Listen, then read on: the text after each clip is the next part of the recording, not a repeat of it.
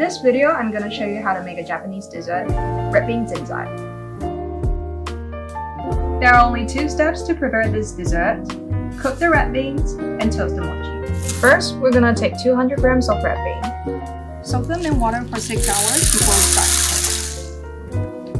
Soaking isn't a necessary step for this dish, but it's definitely recommended if you want to create a softer texture. Once you're done soaking, we're ready to cook. For every 200 grams of red bean, we'll need 1 liter of water. Once the water is boiling, put a drop lid or aluminum foil in the pot. This is to prevent the beans from floating during the cook.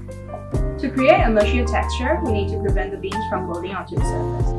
After 1.5 hours of simmering, it's time for some sugar and salt. Add 150 grams of sugar and a pinch of salt. Give it a good stir until the sugar is completely dissolved. And we're ready for the mochi. For the mochi, it's pretty simple. We only need 1 piece of mochi and a frying pan. No oil is needed. Now the pan is well preheated, we're gonna put the mochi inside and toast it. To speed up the process, we can put in this lid that we make our own. This is to block the heat inside and to help the mochi puff quicker. Once the mochi has become nice and puffed, it's ready to be used. You can also torch the mochi to add an extra shade of color.